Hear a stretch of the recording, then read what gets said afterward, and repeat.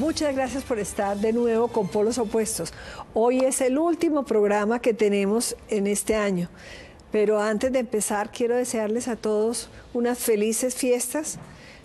Si somos cristianos o católicos, pues que tengamos una Navidad muy feliz y ojalá para todos un año 2018 tranquilo, ojalá en paz y con prosperidad espiritual, profesional, económica. Dios quiera que tengamos lo mejor. Hay un tema candente que de todas maneras va a haber que afrontarlo, que es el tema pensional. Y la gente está angustiada. Ya vemos lo que está ocurriendo ahora en Argentina, que están en batalla campal por la reforma que se anuncia. Y en Colombia, pues estamos en una época muy compleja porque es una época electoral. Entonces, ese es el principal problema, es decir, afrontar, después de 7 años de no hacer prácticamente nada en el tema pensional, el año entrante, que es año de elecciones, ¿sí será posible afrontar el tema pensional?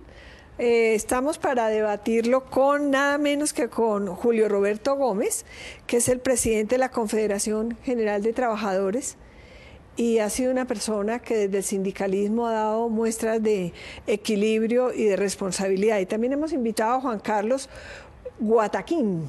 Un apellido muy... ¿es Guataquí o Guataquín? No, Guataquí.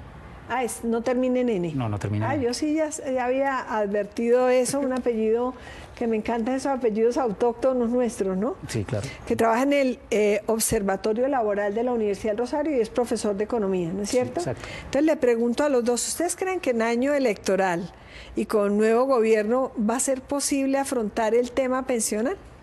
No, yo creo que definitivamente no. No hay ninguna posibilidad. En pleno proceso electoral hablar de una reforma pensional, y sobre todo porque es que nosotros venimos de una historia de reforma tras de reforma en materia pensional. Cuando yo era obrero de fábrica, la gente construía el derecho con 500 semanas de cotización en el Seguro Social, pero como liquidaron al Seguro Social de una manera absurda e inaceptable.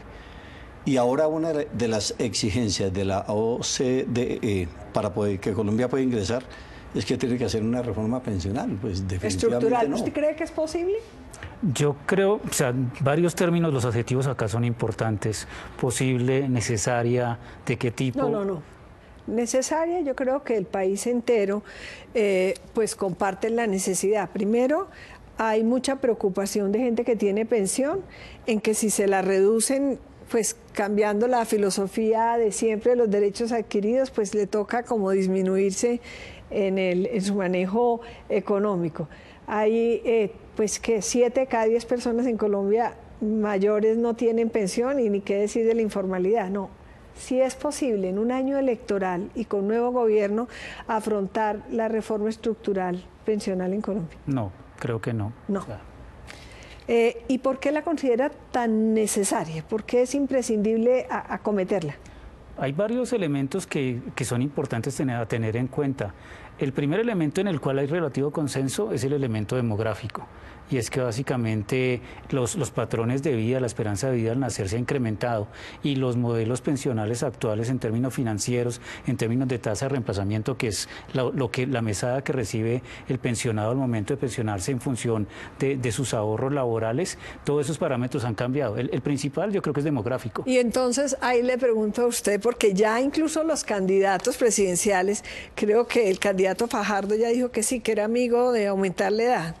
Él es amigo de aumentar la edad, pero yo le he dicho a Sergio que jugar con el futuro, con el destino de los pensionados en este país, donde, digámoslo con franqueza, hoy en día construir el derecho a una pensión de jubilación es imposible.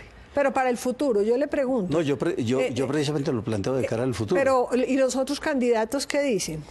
Los otros candidatos están en silencio sobre el tema pensional. No he escuchado a ninguno decir nada. Sin embargo, le he dicho al doctor Sergio Fajardo que es necesario replantear la situación. Primero, porque eso hay que hacerlo de una manera concertada, porque no se puede hacer ni por decreto, ni por ley. Eso es lo que van a decir los candidatos, que van a hacer la reforma estructural siempre y cuando sea concertada, que es bien complejo, ¿no? Eso es como el salario mínimo del que hablaremos al finalizar el programa. Pero usted, viendo que es uno de los aspectos importantes que ya FEDesarrollo y otras entidades han opinado sobre la materia, ¿cree que sí debería revisarse el tema de la edad o es un tema que no es tan importante para el tema de la sostenibilidad pensional en Colombia? No, definitivamente yo no creo que sea necesario revisar el tema de la edad. ¿Ni siquiera para el futuro? Ni siquiera para el futuro, porque nosotros lo que necesitamos es formalizar a la gente. Yo recordaba mi época de obrero de fábrica, en donde el 95% de los trabajadores de esa empresa teníamos una contratación directa con la empresa, no a través de terceros. Lo que pasa es que la informalidad ha sido brutal en contra de los fondos de pensiones. Pero le hago una pregunta, Julio Roberto. ¿La informalidad se debe a que la gente está haciendo outsourcing, externalizando las contrataciones, o a que la gente le gusta ser autónoma, o a que la gente pues no tiene capacidad pues para pagar estos temas pensionales y de seguridad social? No, doctora Noemí, aquí el problema de fondo se llama contrato basura.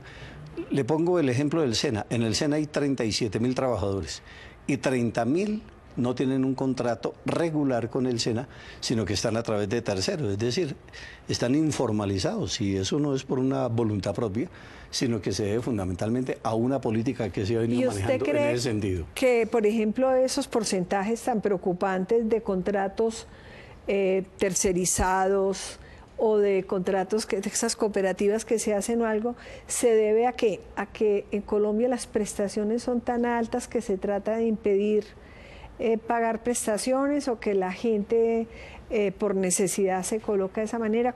¿Cuál es el fenómeno ahí? Yo creo que coincidentemente, digamos, a la ley 100, que fue la última reforma pensional como de importancia, precisamente a comienzos de los 90 se generó como diferentes interpretaciones al fenómeno de la informalidad. El argumento más importante era que los costos laborales eran muy altos.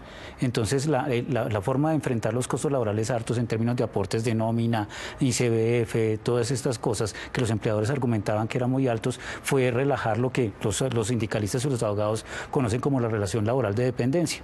Entonces, básicamente, crear outsourcing, tercerización laboral.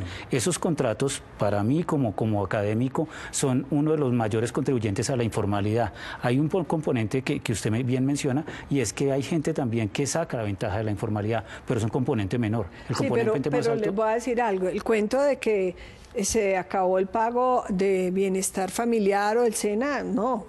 Eran entidades autónomas presupuestalmente, que era una belleza porque uno se sentía como solidario, pero de todas maneras tenemos que seguir pagando. Les pregunto algo. ¿Es sostenible, usted como sindicalista responsable, cuando vemos que todos los años toca agregar y subsidiar las pensiones de manera, ¿en qué porcentaje? Pues no, yo creo en billones y billones y billones. ¿Es sostenible el sistema pensional para el futuro? Y si no se hace una reforma, ¿usted no vería con preocupación el futuro de nuestras pensiones y de las personas que están cotizando? Yo veo en peligro la posibilidad de que la gente se pensione, pero no es un problema de edad, es un problema de la estructura laboral en el país. Es que en el país definitivamente todo se fue hacia la informalización. Visité en estos días el Ministerio del Trabajo. Pero contésteme, no me salga por la gente.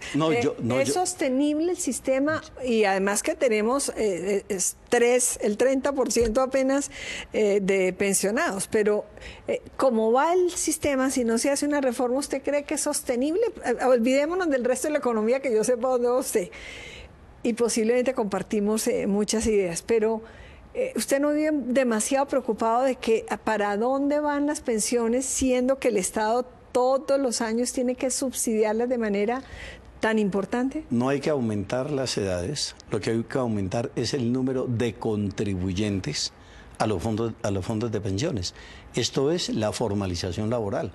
Eso es lo que puede ser definitivo. Pero si los empresarios no aguantan más la carga tributaria, que a veces llega hasta el 70%, sería aumentar entonces la obligatoriedad de que los contratos se hagan directos.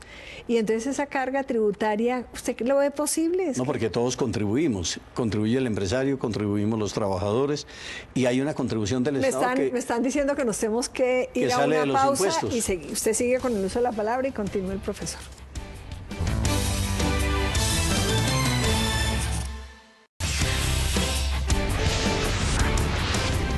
Julio Roberto, estábamos en que si era o no sostenible, porque tenemos una economía deficitaria, unos impuestos que ya no podemos pagar y que no hacen sostenible la empresa ni la industria colombiana.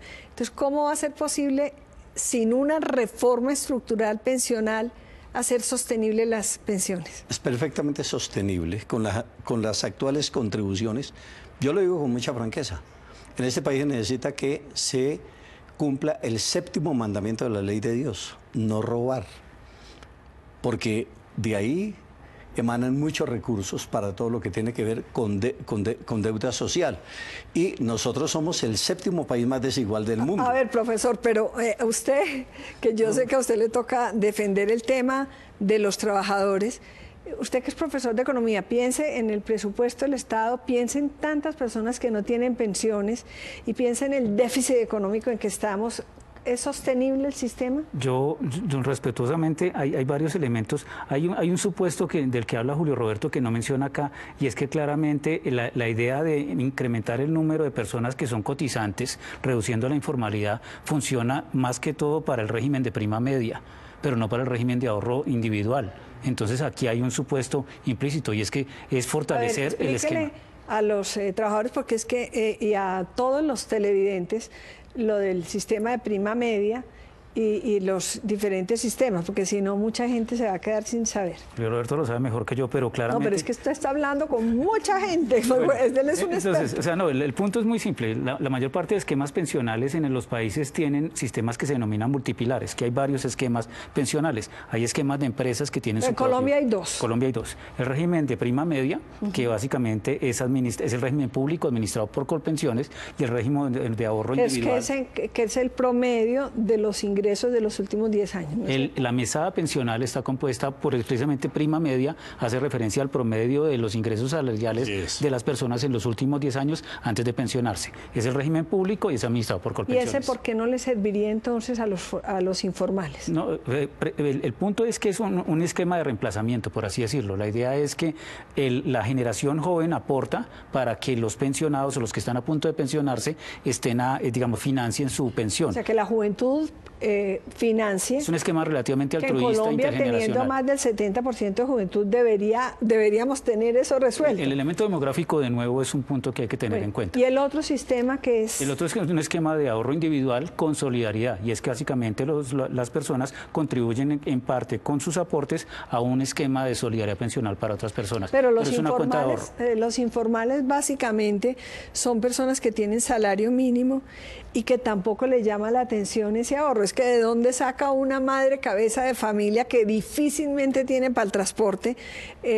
cómo pagar una pensión? Yo sí creo que ese tema de las pensiones de las personas con menores ingresos, eso sí, ahí debería estar el subsidio del Estado. El sistema de prima media con prestación definida es el sistema más solidario, porque es el que permite, como en la salud, así como el alentado aporta por el enfermo, igualmente, en un régimen pensional de prima media, la gente de mayores salarios cotiza a un fondo de pensiones en el sistema de prima media con prestación definida para que indefinidamente esa persona... Pero es que no está dando, es que lo grave es que eso que sería lo ideal. Primero, acordémonos que el Seguro Social, que usted dice que lamentablemente desapareció, lo que hicieron los políticos y los diferentes gobiernos, aprovechándose de las pensiones que las dedicaban a los diferentes programas, y el manejo financiero dejaba mucho que desear, eso fue terrible. Pero la realidad es que hay un déficit de más de 50 billones en el tema pensional. Entonces, si no hay la reforma, ¿qué vamos a hacer? Si el tema fiscal ya no se aguanta más, Entonces, ¿de dónde se va a sacar la plata para pagar las pensiones? Ya dije de dónde pueden salir. Pero es que la corrupción, eso es, a ver, si soñamos con que dejen de robar. Doctora Noemí, este es el 7º país más desigual del mundo. Es una vergüenza eso. Es el 7º país más desigual del mundo. Entonces, en esas condiciones, disminuye el número de ricos y aumenta el número de pobres. Así no se puede. Así no se puede. Es decir, al paso que vamos a tener un país de menesterosos. Pero si usted coge los recursos de las pensiones más altas, que obviamente pues son muy... Tal vez es el país del mundo, estaba estudiando yo, donde hay más diferencia entre las pensiones altas y las pensiones bajas. Dicho esto, así usted las redujera, que es bien complejo por lo que hablábamos de los derechos adquiridos y todo eso, sin una reforma no daría. Es que no es posible. Entonces, lo que usted dice con la plata de la corrupción, claro, es que los corruptos tienen la responsabilidad ¿Valen de... eso? 50 sí, pero millones se roban al pero año. lo que no le podemos decir a los trabajadores es que hasta que no dejen de robar o hasta que la justicia no les cobre lo que se roban... Hay que cambiarlos ahora en las próximas elecciones. Pues eso... Roberto, hay varios, perdón la interrupción, sí. Pero hay un asunto que me parece importante.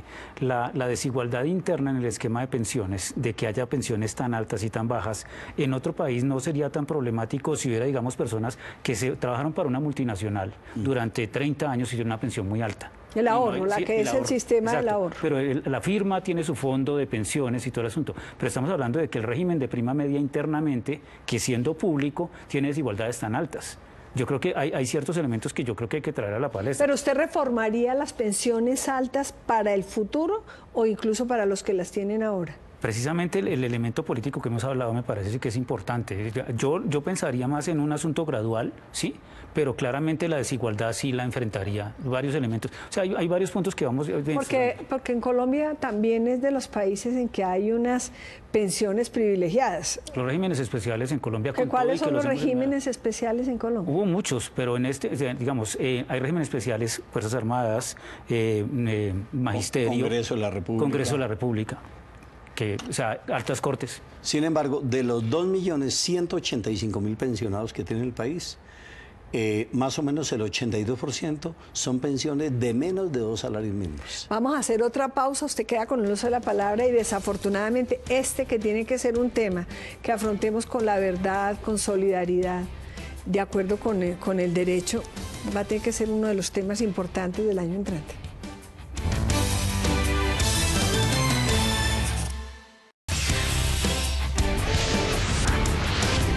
Y entonces, Julio Roberto, ¿qué vamos a hacer con toda esta cantidad de colombianos que no tienen pensión? Es que eso es terrible, uno saber que cumple y cumple años, que ha trabajado toda una vida y que no sabe qué se le espere, de qué va a vivir, ¿cuánto? Como el 70% de las personas mayores están en esa situación. Sí, son muy pocos, el universo de pensionados es muy reducido. Pero si no hay reforma, entonces ¿cómo vamos a atender a esa...? Bueno, aceptemos en gracia y discusión que nos sentamos en una mesa de concertación. Exacto. La academia, el gobierno, los empresarios y los trabajadores y las organizaciones de pensionados. Es decir, la Confederación Democrática de Pensionados que preside John Jairo Díaz ya tiene casi 500.000 de pensionados afiliados. Ese tipo de organizaciones deben de estar en la mesa donde se discuta un proyecto de reforma pensional, hablemoslo. Pero busquemos las causas no en las edades, sino busquemos las causas en que es necesaria la formalización laboral. Vuelvo a insistir en esto.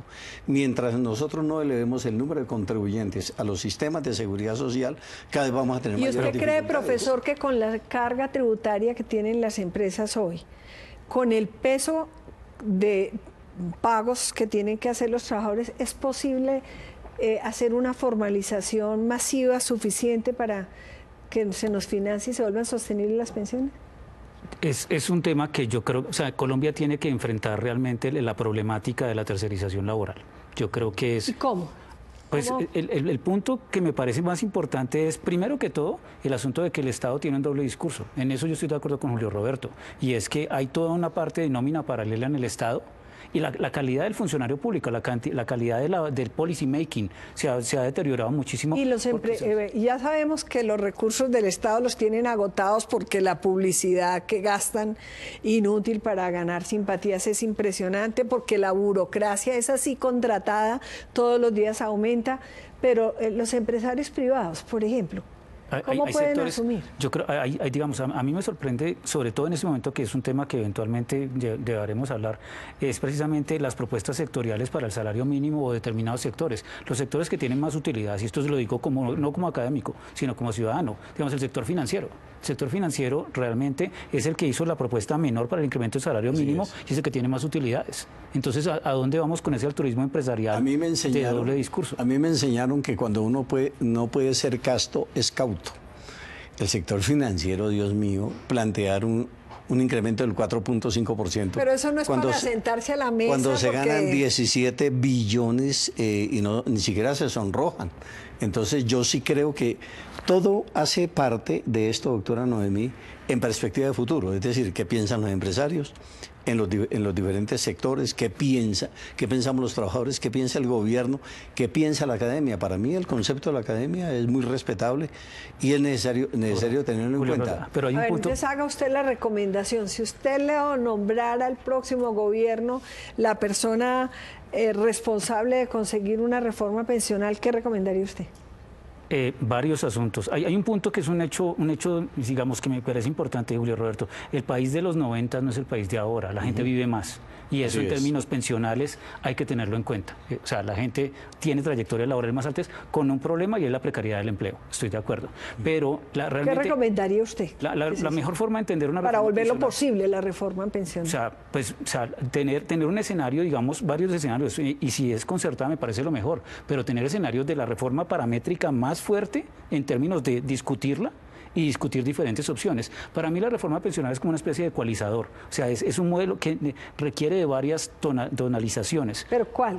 Primero, o sea, la edad del retiro, la edad del retiro la reformularía. Hay que tenerla en cuenta. ¿Qué más? La informalidad laboral hay que enfrentarla. Porque ¿Pero cómo? O sea, yo estoy revisando los contratos de trabajo y revisando una parte que me parece muy importante. La unidad de gestión de parafiscales ha logrado reducir la informalidad en términos de ser muy importante, revisando los aportes efectivos y la evasión a los aportes de salud y pensiones. Me parece que esa modalidad de garrote ha funcionado. Hay otros elementos que me parecen importantes y es cómo las EPS y cómo las empresas atienden a los independientes. Se nos acabó el tiempo, pero este es un tema que con valor, con solidaridad social, con criterio de conveniencia nacional tenemos que afrontar, y es el tema pensional. De todas maneras, feliz Navidad, y que ojalá se encuentren soluciones para que las pensiones no tengan riesgo en el futuro y no nos veamos en situaciones tan alarmantes como están viviendo muchos países de Europa o la situación que se está viviendo ahora en Argentina. Muchas gracias.